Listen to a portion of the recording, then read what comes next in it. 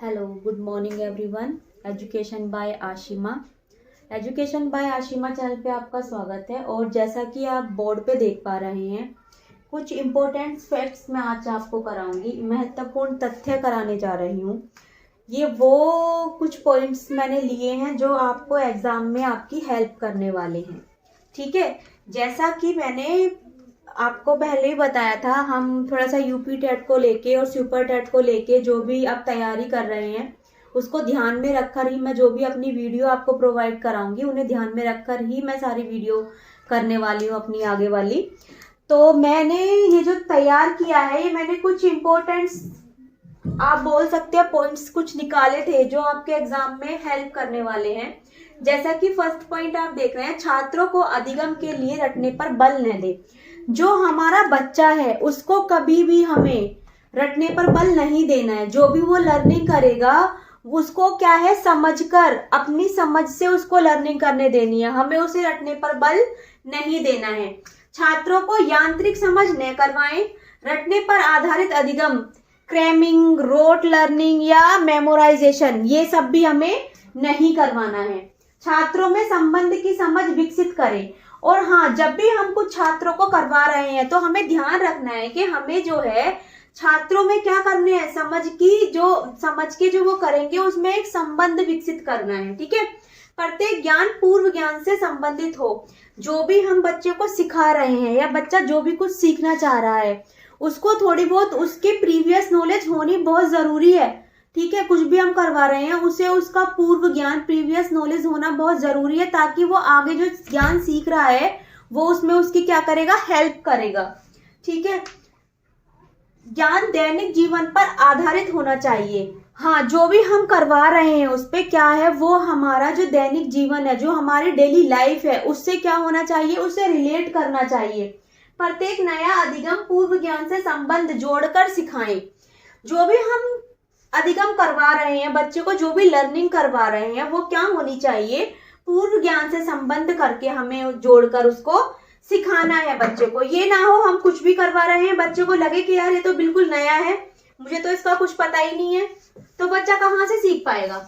ठीक है, अब जैसे कि मान लो फॉर एग्जाम्पल मैंने बच्चे को करवा दिया कि भाई आप ना ऐसा कीजिए, मुझे ना मल्टीप्लाई करके दिखाइए, और मैंने उसको बोल दिया कि 12th का मल्टीप्लाई करो, और बच्चे को 12th तक जब टेबल ही नहीं आते तो बच्चा मल्टीप्लाई कहाँ से कर पाएगा। समझ रहे हैं ना आप इस बात को। तो क्या है, प्रीवियस नॉलेज होना बहुत जरूरी है बच्चे की, पूर्व ज्ञान बहुत जरूरी होता है बच्चे को किसी भी चीज को सिखाने के लिए, चाहे वो मैथ्स है, चाहे इंग्लिश है, चाहे हिंदी है या साइंस है, कुछ भी है। जो भी आप सिखाएंगे, एक तो बच्चे की डेली रूटीन की जो उसकी लाइफ है उस पर आधारित होना चाहिए, और दूसरी बात उसका प्रीवियस नॉलेज उसके अंदर होना बहुत जरूरी है। ठीक है, नेक्स्ट पॉइंट लिखेंगे। नेक्स्ट पॉइंट है, अधिगम से छात्र की सहभागिता करवाएं। जो भी अधिगम करवा रहे हैं, जो क्या है हमारा, जो भी हम अधिगम में छात्र की सहभागिता कराएं। यदि बच्चा अपने प्रयत्नों से नहीं सीख रहा है तो क्या करेंगे, उसको हम फोर्स करेंगे कि बच्चा उसमें अपने एफर्ट्स लगाए, अपनी समझ खुद विकसित करे उस चीज को समझने के लिए। क्या करना है हमें, क्योंकि मैंने आपको पहले ही पॉइंट में बताया था बच्चे को हमें रटवाना नहीं है। तो क्या करना है, यदि बच्चा अपने प्रयत्नों से सीख रहा है तो वह बहुत अच्छा होता है। क्या है, यदि बच्चा अपने प्रयत्नों से सीख रहा है तो वह बहुत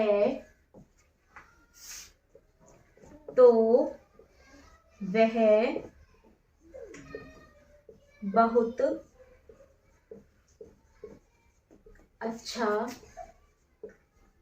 है। ठीक है, बच्चे द्वारा स्वयं अधिगम करने की प्रत्यक्ष अनुभव भी कहा जाता है। क्या है? जो बच्चा अपने आप स्वयं से अधिगम कर रहा है। क्या है? जो बच्चा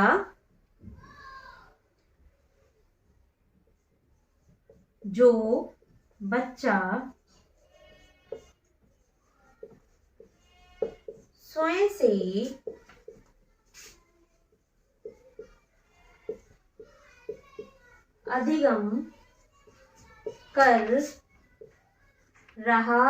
रहा है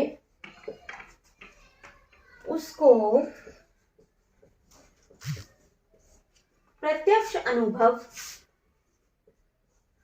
प्रत्यक्ष अनुभव कहा जाता है। ठीक है, ये पॉइंट्स हैं जो मैंने आपके लिए एग्जाम को देखते हुए मैंने ये निकाले हैं। जो बच्चा स्वयं से अधिगम कर रहा है उसको प्रत्यक्ष अनुभव कहा जाता है। मतलब कि जो भी बच्चा खुद सीख रहा है वो उसका क्या है? प्रत्यक्ष अनुभव है। ठीक है, आगे करते हैं। एक छात्र व्यक्तिगत व सामूहिक दोनों रूपों में सीखता है। एक छात्र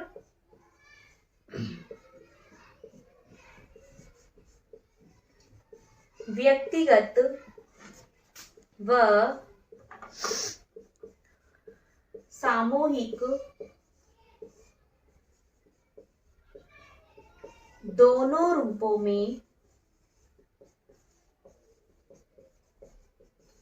सीखता है। अब एक छात्र जो है वो व्यक्तिगत और सामूहिक दोनों रूपों से सीख रहा है। व्यक्तिगत कैसे? जब वो खुद सीख रहा है किसी भी चीज को, वो अपने एफर्ट्स, अपनी जो भी नॉलेज है वो उसको खुद लगा रहा है किसी चीज को समझने में, तो वो क्या हो गया? उसका व्यक्तिगत हो गया। सामूहिक जब बच्चा किसी और से या समूह में सीख रहा है, अपने साथियों से सीख रहा है, ठीक है, तो वो उसका क्या हो जाएगा? सामूहिक ज्ञान हो जाएगा। ठीक है, नेक्स्ट कराती हूं मैं।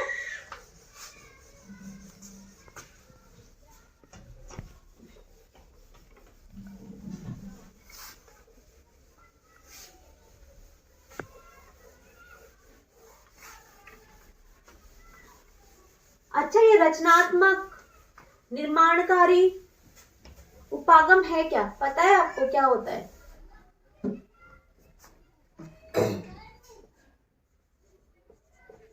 बच्चे का रचनात्मक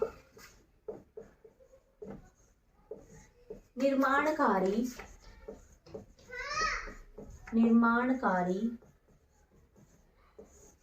सृजनात्मक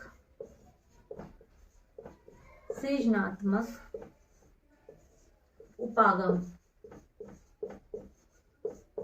ये क्या है? बच्चे का रचनात्मक निर्माणकारी या सृजनात्मक उपागम, ये क्या होता है? ये होता है जब बच्चा किसी भी चीज को स्वयं समझ रहा है, अपना अधिगम खुद कर रहा है या सेल्फ लर्निंग कर रहा है, तो बच्चा क्या कर रहा है?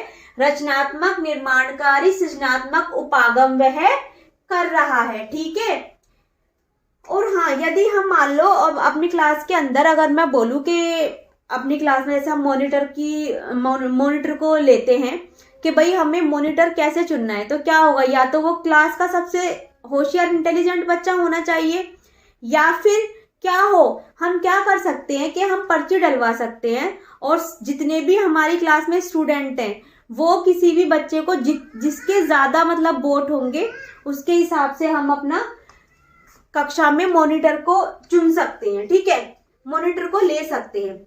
शिक्षक परिस्थिति का निर्माण करेगा। क्या है? शिक्षक जो है, शिक्षक परिस्थिति का निर्माण करेगा। शिक्षक क्या करेगा? जो टीचर है वो क्या करेगा? क्लास के अंदर एक ऐसी परिस्थिति बनाएगा जिससे कि बच्चे क्या करें? स्वयं सीख सके। ठीक है, मैंने आपको कहा कि बच्चे को दैनिक जीवन से जोड़कर सिखाना है, तो शिक्षक वही करेगा जो भी क्लास में जो भी लर्निंग करवा रहा है या जो अधिगम करवा रहा है वो कुछ ऐसा करे कि बच्चा खुद से सीखे, ठीक है। तो क्या करेगा बच्चा, शिक्षक क्या करेगा, शिक्षक परिस्थिति का निर्माण करेगा, ठीक है। बच्चे का स्कूल से भागने का कारण क्या हो सकता है, बताओ क्या कारण हो सकता है। अगर कोई बच्चा है और वो स्कूल से भाग गया तो उसका क्या कारण हो सकता है, क्या कोई बताएगा। उसका कारण हो सकता है कि बच्चे का या तो पाठ्यक्रम में लोचशीलता नहीं है, लचीलापन नहीं है, क्या है, बच्चे का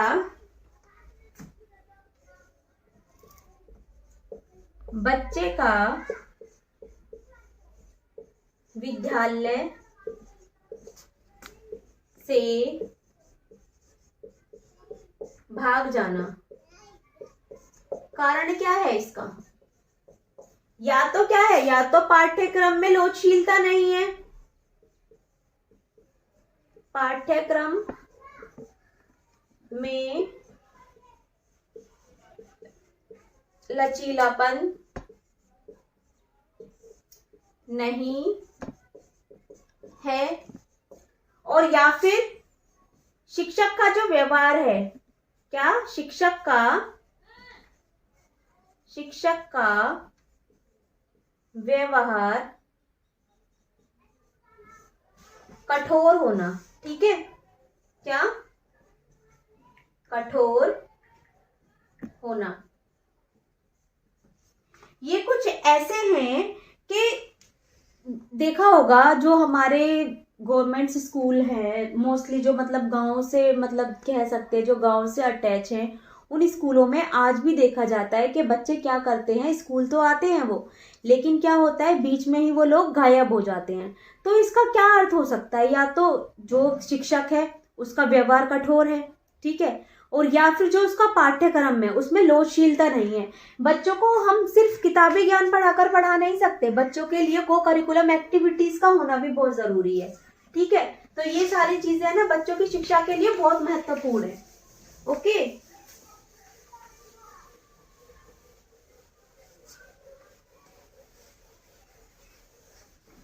अब मान लो मैं हूं, मैं कैसा व्यवहार करूंगी, हमें दूसरों के साथ वही व्यवहार करना चाहिए जो हम खुद के लिए क्या करें, जैसा हम खुद के लिए चाहते हैं, वही हमारी संवेदना होती है। संवेदना क्या है, संवेदना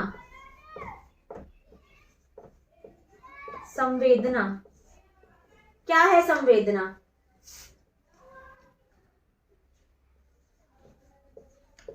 दूसरों के साथ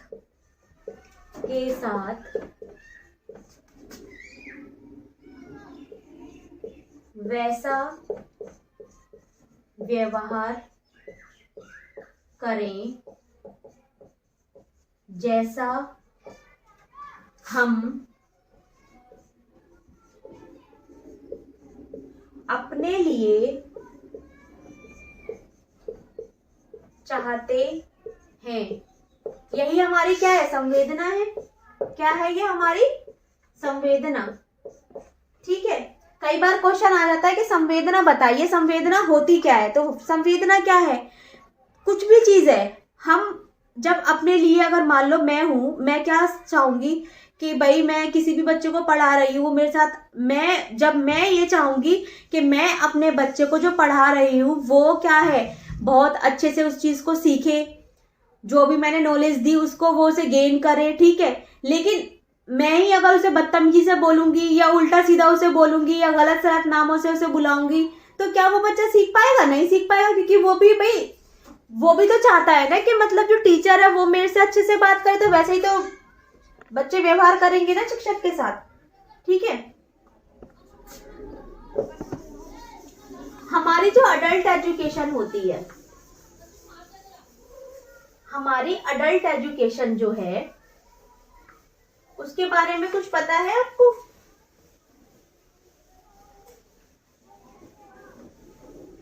हमारी जो अडल्ट एजुकेशन है वो क्या है, 15 वर्ष से लेकर 35 वर्ष तक चलती है, और ये कैसी होती है, कार्यात्मक और व्यावसायिक होती है। वयस्क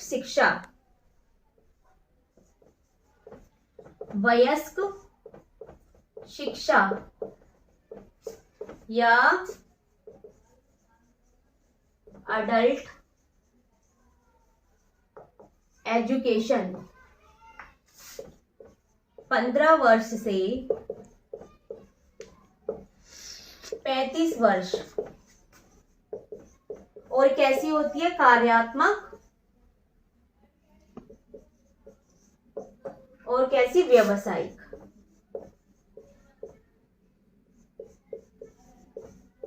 व्यावसायिक, ठीक है। जो हमारी अडल्ट एजुकेशन होगी वो 15 से 35 वर्ष तक में होगी और कैसी होगी? वो कार्यात्मक और व्यावसायिक होगी। ओके। एंड नेक्स्ट है, प्रतिभाशाली छात्र फैसले लेने में स्वतंत्र होते हैं। जो प्रतिभाशाली छात्र है वो कैसा है? फैसले लेने में स्वतंत्र है। प्रतिभाशाली छात्र फैसले लेने में स्वतंत्र होते हैं। प्रतिभाशाली छात्र फैसले लेने में स्वतंत्र होते हैं।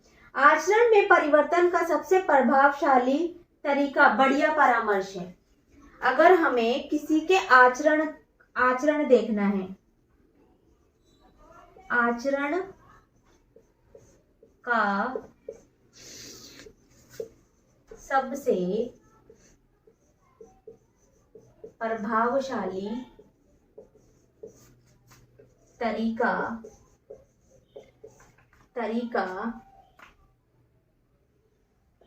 क्या है? बढ़िया परामर्श। बढ़िया परामर्श है। अगर किसी के आचरण को हमें पता लगाना है तो क्या करना होगा? सबसे पहले उसको हम एक बढ़िया सा परामर्श देंगे, ठीक है। उसे एडवाइस देंगे कि आप ऐसा ना करें, ऐसा करें, ठीक है। यही क्या होगा? हमारा परामर्श होगा।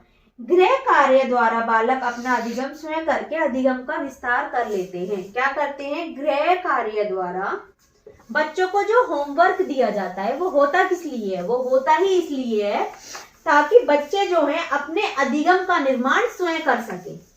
क्या? अपने अधिगम का निर्माण स्वयं कर सके, अपनी लर्निंग को वो सेल्फ कर सके, ठीक है।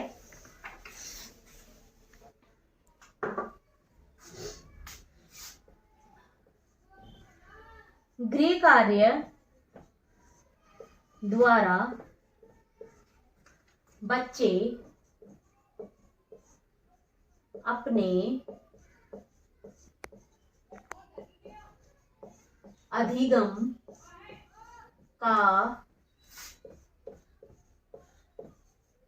का निर्माण स्वयं कर सके। गृह कार्य होता ही इसलिए है ताकि जो हमारा बच्चा है वो अपनी लर्निंग को स्वयं कर सके। एक अच्छा शिक्षक क्या होता है? एक अच्छा शिक्षक होता है जो बच्चे को खुद करने के लिए क्या करे? उसे खुद करने के लिए बच्चे की मदद करे। क्या है? एक अच्छा शिक्षक एक अच्छा शिक्षक वह है जो बच्चों को खुद करने में मदद करे। ठीक है, एक अच्छा शिक्षक क्या है? जो बच्चे को, कुछ भी बच्चा सीख रहा है उसको खुद से करने में उसकी हेल्प करे, उसकी मदद करे। ठीक है, यदि आपका स्थानांतरण किसी ऐसी जगह पर कर दिया जाए जहां आप स्थानीय भाषा नहीं जानते तो आप क्या करेंगे? तो क्या करेंगे? स्थानीय भाषा सीखने की कोशिश करेंगे और क्या करेंगे? एक शिक्षक का यदि एक शिक्षक का स्थानांतरण ऐसी जगह कर दिया जाए, ऐसी जगह कर दिया जाए, जगह कर दिया जाए जहां की भाषा, जहां की भाषा आप नहीं जानते तो क्या करेंगे? एक शिक्षक क्या करेगा? वहां की स्थानीय भाषा सीखेगा। एक शिक्षक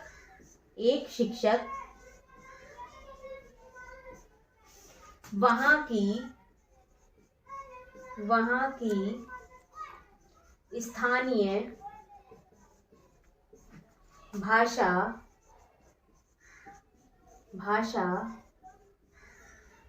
सीखेगा। ठीक है, नेक्स्ट कराऊंगी मैं।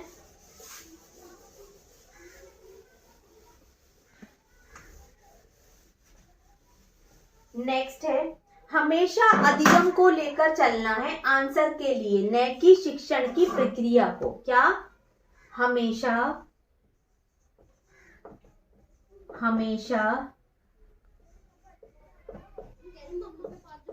अधिगम को लेकर चलना है, किसके लिए? आंसर के लिए, न कि शिक्षण प्रक्रिया को।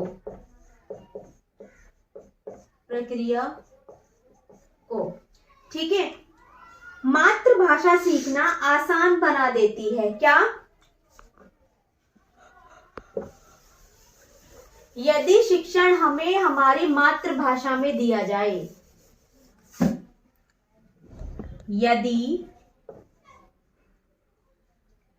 अधिगम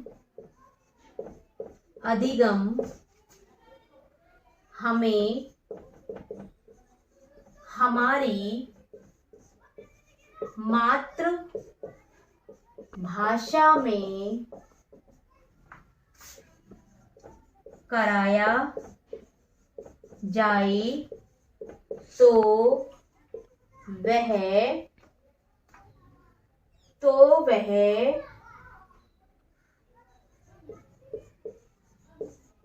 अधिगम को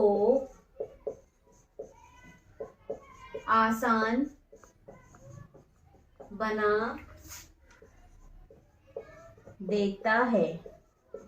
कहने का मतलब क्या है कि यदि अधिगम हमें हमारी मातृभाषा में दिया जाए, जो भी हम सीख रहे हैं, अगर वो हमारी मदर टंग है, अगर वो हमें हमारी मदर टंग में सिखाया जा रहा है, तो क्या होगा? वो हमारी लर्निंग को इजी बना देगा। ठीक है, क्या करेगा? वो हमारे अधिगम को आसान बना देगा।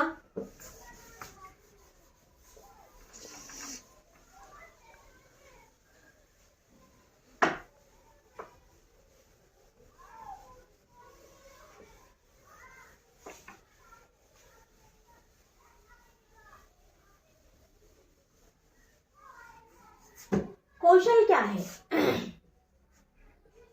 कौशल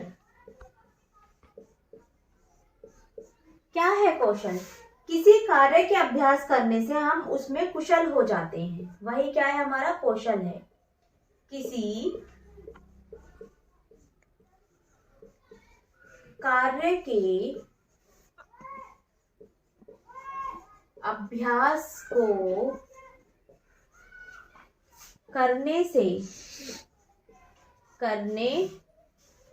से हम क्या हो जाते हैं? हम कुशल हो जाते हैं। कुशल हो जाते हैं। यही हमारा क्या है, कौशल है। तो ये जो मैंने कुछ इम्पोर्टेंट पॉइंट्स निकाले थे, मुझे लगा आई होप ये आपके एग्जाम में आपकी हेल्प करेंगे। तो मैंने ये जो इम्पोर्टेंट कुछ पॉइंट्स निकाले हैं, आप इन्हें एक दो बार वीडियो को देख लीजिएगा और ये सच में आपकी एग्जाम में बहुत ज़्यादा हेल्प करने वाले हैं। ठीक है, तो अपनी नेक्स्ट वीडियो में फिर से मिलते हैं हम। तब तक के लिए हंसते रहिए, मुस्कुराते रहिए। और हाँ, कोविड चल रहा है, ऐसी बहुत ज़्यादा कठिन परिस्थिति है, उसमें अपना ध्यान रखिए। ठीक है, और हाँ, प्लीज़ चैनल को लाइक शेयर सब्सक्राइब करें। तब तक के लिए बाय बाय।